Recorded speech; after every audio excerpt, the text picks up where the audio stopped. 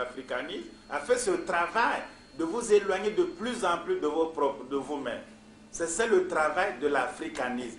Tous les africanistes, sans exception, ont eu mandat, mission d'éloigner les Africains de l'Afrique. Sans exception aucune, quel que soit leur sourire et leur gentillesse par ailleurs. C'est ça le travail qu'ils font. Et les Africains doivent le leur dire, pas par ingratitude ou méchanceté, mais par courtoisie même, on devrait leur dire. Mais vous avez peur, mais on vous éloigne de vous-même puis vous souriez. On vous éloigne de vous puis vous faites leur cours encore. Sur l'ethnisme, les systèmes de pensée, on ne dira jamais la philosophie africaine. On va faire un cours sur les systèmes de pensée africains. Mais quel système? On va faire, lisez les cours d'anthropologie ou toutes ces histoires. Il n'y a jamais d'anthropologie, d'ethnologie de la Bretagne. Hein? C'est comme ça. Donc, on vous éloigne de vos valeurs et vous appuyez ça. Il ne faut pas aller à ces cours. Vaut mieux suivre les cours de Bourdieu, des choses comme ça, même des cours sur la Chine, je préfère. Ça va vous former intellectuellement, au lieu de suivre des cours qui vous détruisent. On ne savait pas ça avant. Donc, d'ailleurs, moi, par chat, je n'ai pas su. On ne savait pas ça avant. Donc, on laissait aussi la jeunesse africaine s'aveugler. Maintenant qu'on le sait, c'est un devoir de le dire. Je ne dis pas de ne pas enseigner, ce n'est pas moi qui les paye. Hein? C'est des fonctionnaires français, c'est l'université française, ils enseignent ce qu'ils estiment nécessaire. Mais les Africains ne sont pas obligés d'aller là-bas. Faites autre chose. Faites les cours sur je ne sais pas quoi. Hein? Ça va vous former autant. Ça va vous former autant. Hein? Faites ces choses-là, parce que ces autres cours, d'ailleurs, ils le savent, c'est des cours simplement qui vous imposent. Vous n'avez rien. Prenez notre modèle, notre paradigme est le meilleur.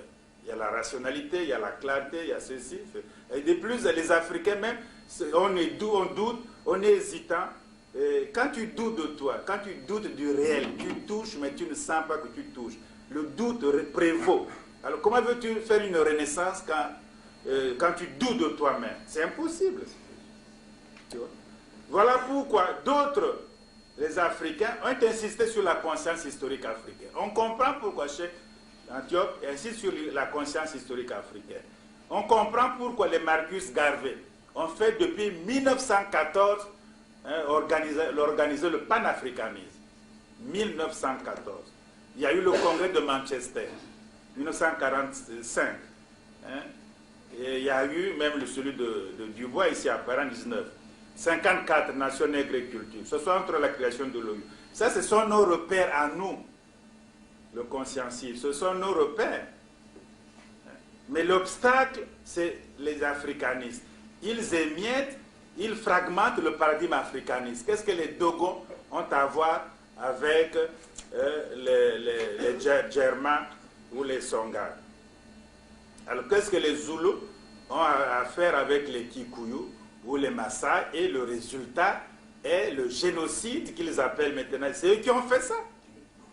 C'est l'anthropologie coloniale belge qui a créé les Hutus et les Tutsis, qui a opposé les éleveurs et les agriculteurs. Les gens finissent par conscientiser ça et finalement ça a cristallisé la société. Pas autre chose. J'étais au Burundi, j'étais au Rwanda, tu ne connais pas la différence. Ils sont tous grands ou tous petits, ils sont tous la même langue, ils n'ont aucune différence. Mais tu ne peux pas quand même opposer un charpentier parisien et un forgeron parisien pour faire la guerre. Il y a des paysans en France. Non, il n'y a pas d'éleveurs, pas d'agriculteurs. On voit bien avec les intempéries qu'ils souffrent. Et qu'ils sont nombreux. Alors vous n'allez pas faire de ces gens-là quelque chose contre le... C'est l'anthropologie. Mais ils ont fait ça partout. Les Balouba, aux Zaïre, les Baloubaïsés. D'autres peuples sont Balouba, d'autres Baloubaïsés. On comprend pas? Ils sont avec les Zoulous, le Zimbabwe avec les Karengais, les Shona. C'est la même chose. C'est la même chose partout, ils font ça comme ça. Partout. C'est leur devoir de les tribus. Les tribus ne doivent pas s'entendre. Les tribus n'ont rien en commun. Il faut créer ce qu'ils appellent la sociologie dynamique. Ils vous enseignent ça. C'est-à-dire que voici une tribu la plus nombreuse, hein, les Yoruba au Nigeria, mais ils doivent diriger. Hein, les Aoussa sont les plus nombreux, ils doivent diriger le Nigeria. Mais ce n'est pas comme ça.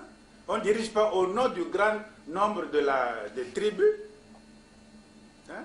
Quel est ce pouvoir? Donc le pouvoir va se baser sur le grand nombre et va créer une violence. Il va créer une violence. Il n'est pas né du... Voilà les africanistes. Toutes les violences politiques africaines, toutes les crises ont été provoquées, entretenues et conscientisées par les africanistes. Ça, c'est leur responsabilité. Il faut que les intellectuels africains leur disent clairement, c'est leur responsabilité. Maintenant, ils n'osent rien dire. Puisqu'ils sont les experts du Burundi, là, ils se cachent maintenant. Mais autrefois, ils faisaient les articles dans le monde, les chrétiens, pour expliquer ces choses-là. Les chrétiens, maintenant, ils se cachent aujourd'hui. C'est eux qui ont provoqué cette mentalité des Hamites. Hein? D'autres sont Hamites occidentaux, Hamites orientaux. C'est qu'est-ce qu'un Hamite? On ne sait pas trop. Et quand ils veulent séparer l'Égypte de l'Afrique, ils créent la famille qu'ils appellent camito-sémitique afro-asiatique, qui n'existe, aucun savant ne peut faire la moindre démonstration. Ce que je dis, ce n'est pas parce que vous êtes là, mais je dis ça devant eux. Il y en a qui ont commencé à changer à Berkeley. Je dis, mais vous ne pouvez pas faire la démonstration. Il dit, ah ben on savait, on croyait que c'était acquis, mais on croire comment? À Barcelone, on a discuté avec eux, parfois ils veulent nous coller, envoyer quelqu'un de Berkeley, Los Angeles, Californie, je crois que c'est le Phoenix, et puis quelqu'un de Vienne, et puis on met un petit négro au milieu, on va voir comment il va se défendre. J'ai dit c'est du petit jeu, ça, c'est fini. Maintenant, eux, ils ne savent pas, je leur dis clairement, tout en respectant, on vous connaît, on vous aime, mais ça, on ne peut pas admettre, c'est fini cette affaire. Alors, donc finalement, vous les jeunes, et nous tous, quels sont vos programmes et vos actions? Tu vois? Je crois que la première chose à faire, puisque c'est quand même votre rôle en tant qu'intellectuel, hein, il faut quand même notre vocabulaire. Est-ce qu'on peut pas, vous ne pouvez pas trouver d'autres vocabulaires? Hein, le sous-développement, tu vois? Les ajustements structurels, hein, la dette. Tu vois, le tiers-monde. On ne peut pas faire la renaissance dans cet environnement. Cet environnement crée des paradigmes spéciaux. Tu ne peux pas te développer en croyant que tu es sous-développé. Tu ne peux pas faire une renaissance tout en faisant un programme qu'on appelle l'ajustement structurel. Tu ne peux pas faire la renaissance en croyant que tu dois à quelqu'un. C'est eux qui te doivent. Ils sont tellement malins qu'ils le retournent, c'est toi qui leur dois. Ouais. Mais si les Africains avaient des génies, ils allaient dire la dette européenne. C'est un crime contre l'humanité, l'esclavage. Au moins, on a le courage maintenant de retourner ça. Sinon, c'est l'esclavage, c'est arrivé. On dit même, c'est la traite négrière, ou le commerce transatlantique. On ne mettra jamais le mot Europe. C'est la traite négrière européenne. Il dit non, enlève européenne. Gardez traite négrière. Sinon le titre fera trop long. Mais qui a fait ça? Mais vous pouvez pas, ce vocabulaire est morbide, il est délétère. Le tiers-monde. Mais pour plaisanter, le quart-monde, c'est de la plaisanterie. Pour nous contenter, vous n'êtes pas les seuls. Il y a aussi le quart-monde. Hein? Il y a aussi le tiers-monde. Mais on ne peut pas faire comme ça. Mais il faut challenge, il faut... C'est un défi, ce vocabulaire, je ne sais pas comment on dit en français exactement, mais il faut relever ce défi du vocabulaire. Comment il y a des docteurs là, il y a des savants, des étudiants, des grands garçons là, grandes filles, mais on se contente de ce vocabulaire. Hein? Qui est un vocabulaire qui n'est pas celui qui nous compte, qui est un obstacle. Les ethnies, c'est eux qui ont ce vocabulaire, etc. Donc je crois que la jeunesse africaine doit aider le peuple africain, au moins. Donc il faut définir vos missions. Quelles sont nos missions à nous, jeunesse africaine, et quel est l'idéal hein, aujourd'hui de la jeunesse africaine? Est-ce qu'on est quand même, bon, on n'a rien à faire, on ne dirige pas les États et tout. Est-ce qu'on ne peut pas réfléchir sur ce corpus lexical, ce vocabulaire qui est un vocabulaire d'emprisonnement? Est-ce qu'on ne peut pas faire ça? Mais ça serait déjà, les autres vont dire, ah, il faut faire attention, on dirait qu'il y a un éveil, ils ne veulent plus de ça. Ils vont réfléchir encore. Mais c'est la même chose, la même paralysie existe aux États-Unis. Et on a trouvé le mot, c'est le mot black, tu vois. Donc au fond, on crée dans ta vision que tu n'es pas tout à fait un être humain, que tu es black.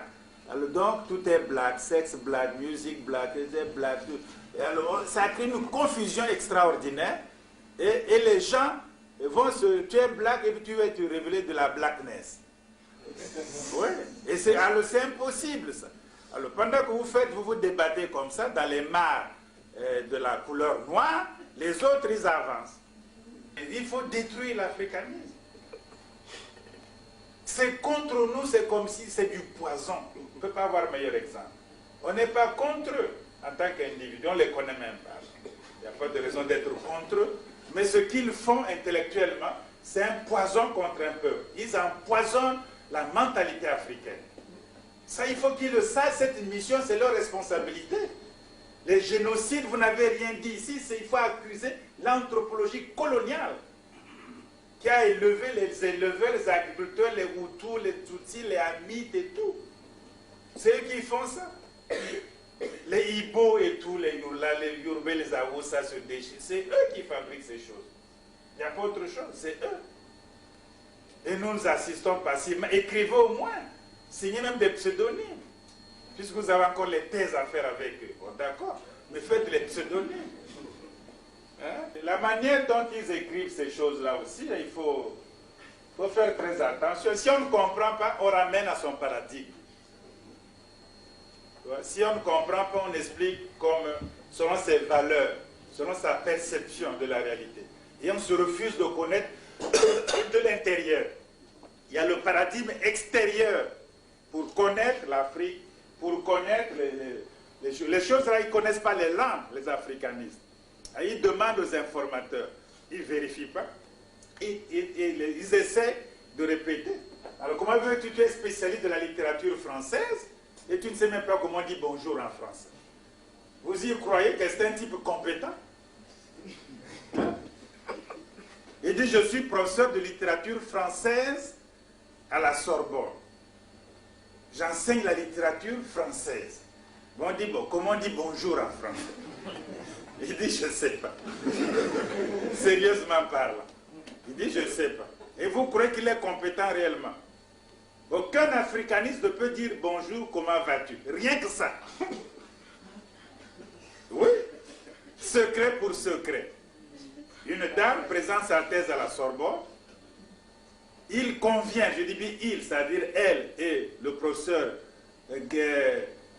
Nyagourambois de la Côte d'Ivoire, ils conviennent que, tu vois, pour faire un peu le malin, hein, je vais te dire, et c'est la dame qui avait demandé, tu me poseras quelques mots dans leur baoulé là-bas. Tu dis comment ça va, puis on parlera, ça va épater les balandiers, tout ça qu'ils ne connaissent pas. D'accord, d'accord. Et Nyagourambois a pris des précautions. Il a fait un petit exercice avant d'aller dans la salle. Comment ça va? Et la femme a répondu. Comment ça va en baoulé? Nyagourambois précise encore. En baoulé, ça va, oui. Comment va, ça va? D'accord, d'accord. Arrivé là-bas, bon, on commence les soutenances, on va aller travailler, etc. Bon, et l'autre passe, Nyagourambois était presque le dernier, etc. Entre-temps, la femme avait oublié les quelques mots.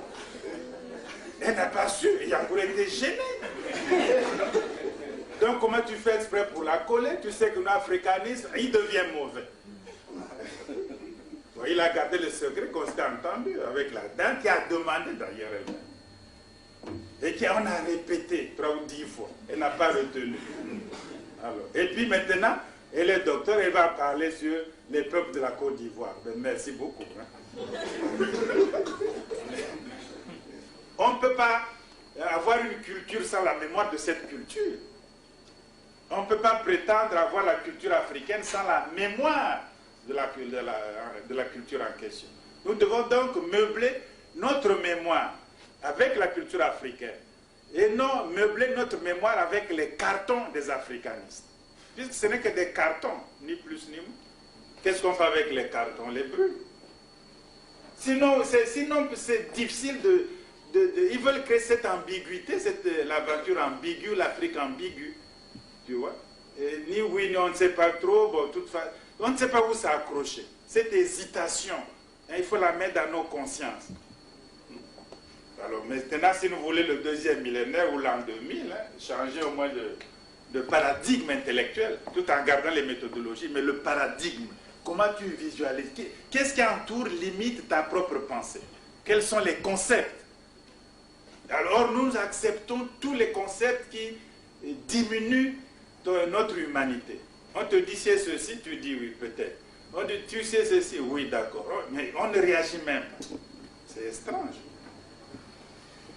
C'est vraiment étrange. Alors, plus haut. Plus haut, plus haut. Le plus haut que tu puisses aller. Voilà.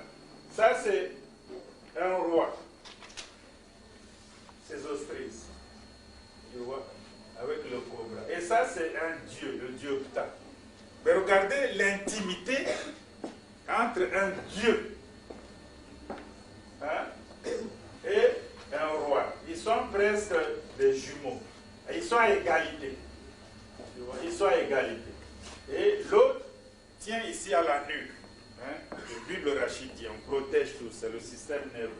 Et tout cette embrassade, cette communion entre l'humain et le divin. C'est extraordinaire ça. Montrez-moi une photo, une sculpture, un texte, une iconographie entre un roi grec et un dieu grec ou une déesse grecque, dans l'intimité. Ça n'existe pas.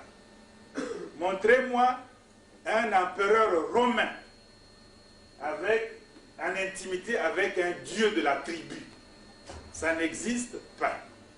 Montrez-moi aujourd'hui, depuis Clovis jusqu'au président actuel, l'intimité d'un roi, même quand ils étaient enterrés à Saint-Denis, entre le Dieu.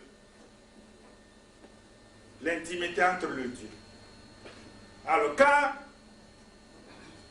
Saint Jean est en intimité avec le Christ, les commentaires parlent d'homosexualité.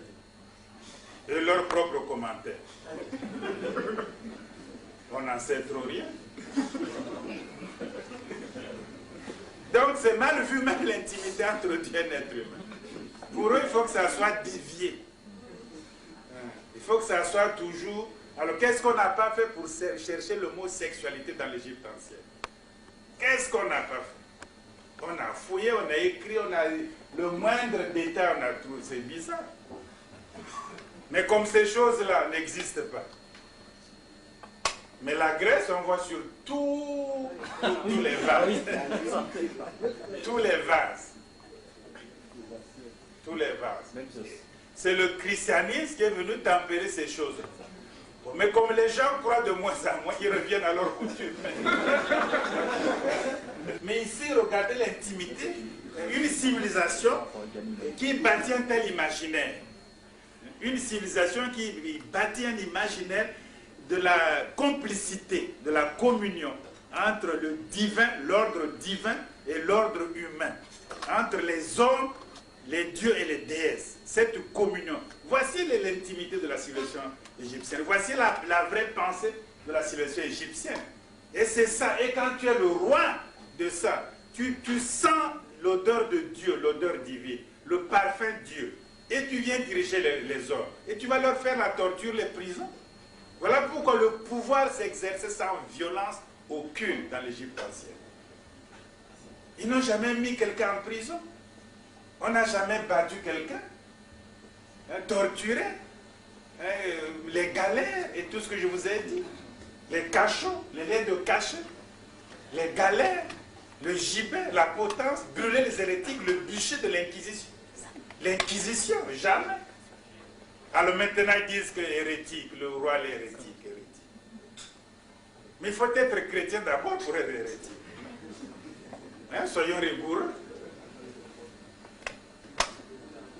Hein, beaucoup de gens ont été sceptiques, ont nié leurs histoires en Grèce. Ils ne sont pas hérétiques. Beaucoup de gens ont nié leur Dieu même à Rome. Ils ne sont pas hérétiques. Et il n'y a que le pauvre Akhenaton qui devient brusquement hérétique. Il n'est pas hérétique, il faut être chrétien d'abord, baptisé. Et tu as des problèmes avec le pape. Tu dis comment la Vierge Marie peut donner naissance à Dieu, et sans même qu'elle soit déesse elle-même. Alors moi je ne crois pas à ça. Tu deviens hérétique, parce que tu vas contre les dogmes de l'Église catholique. Mais Akhenaton va contre quel dogme? Que ça soit Amun-Ra ou Aton, c'est le dieu soleil. Quel dogme? Il pouvait mettre tous les prêtres corrompus de Karnak en prison pour les affaires, soi-disant. C'est Vénus qui monte les affaires, il n'y en a jamais eu. C'est eux qui montent tout, il faut que ça soit leur copie. Les affaires, quelles affaires?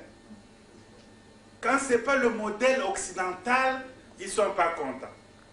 Mais je dis, mais faites attention, mais quand les Chinois seront occidentalisés, l'Inde occidentalisée, l'Afrique occidentalisée, l'Europe occidentalisée, mais nous irons où?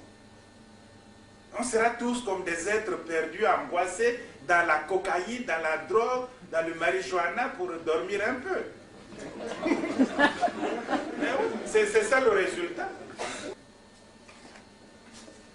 Il faut faire très attention. Nous vivons dans un monde qui est... Alors voilà un beau pharaon. Tu le montres? Oui, oui. Ça va. Alors voilà un beau pharaon. Et il est en train d'accomplir une cérémonie. Mais ce qui est là, c'est qu'on dit que ce pharaon, c'est la dynastie 0. Alors moi, je ne sais pas comment les mathématiciens comptent. 0, c'est 1, 1 moins 0, ou je ne sais pas quoi. Mais quand vous avez la couronne de Haute-Égypte, quand vous avez la queue du taureau, quand vous avez le costume, quand vous avez tous les signes de Pharaon est là, et quand il est en train de faire une cérémonie avec la mère, la haut-mère, etc., quand il y a les hiéroglyphes déjà, puisqu'on peut lire les noms, ce qui est écrit, mais quand tu as déjà la cour, qui porte des ombrelles parce qu'il fait chaud, qui porte des choses, il y a des fonctionnaires de l'État, Pharaon n'est pas tout seul, il y a des officiels, donc il y a une institution pharaonique qui est là, la couronne ne changera pas jusqu'à la fin des dynasties, même gréco-romaine, la queue suspendue à la chédite ne changera pas. Alors moi, je ne sais pas pourquoi on appelle ça dynastie 0. Et c'est la seule civilisation ancienne, là où on parlera des dynasties 0. On ne sait pas trop bien les origines de la Grèce ancienne, la royauté grecque, mais on ne dira jamais de dynastie 0. On ne sait pas trop bien, à moins des mythes, la généalogie romaine même, mais on ne parlera jamais de dynastie 0 à Rome. Clovis et son père, on ne connaît pas. Quelle est la mère de Clovis? Quel est son père? Et le père de sa mère? On ne connaît pas. Est-ce qu'on va dire 0? On ne dit pas dynastie 0. Mais il n'y a qu'en Afrique, là où on joue, comme bon semble, il n'y a personne de toute façon qui peut dire « halt ». Donc on écrit dynastie 0. On fait ce qu'on veut, quoi. Ce qu'on veut. Y a pas de... Et la Chine, on ne connaît pas plus. Pourquoi on ne parlerait pas de dynastie 0? Il n'y a pas de dynastie 0. C'est la dynastie, on ne connaît pas, soyons humbles. Alors si on connaît, on dit, bon, mais on ne peut pas dire que c'est 0. Donc 0, ça veut dire qu'il y a néant, il n'y a rien, non? En mathématiques, est-ce que 0 est un nombre? Est-ce que le 0 est rien ou le 0 est quelque chose qui ne soit rien? C'est ça que les philosophes disent. C'est quelque chose puis c'est 0, mais c'est quelque chose n'est rien. Mais c'est tout à fait pas rien puis c'est déjà 0. Tu écris bien 0, donc c'est quand même quelque chose. Mais ce que tu écris 0, en fait, c'est rien. Alors on peut faire le sophisme comme ça à longueur de jour. Ça, c'est pas de la philosophie, c'est de la jonglerie lexicale. Alors ici, il n'y a pas de dynastie zéro.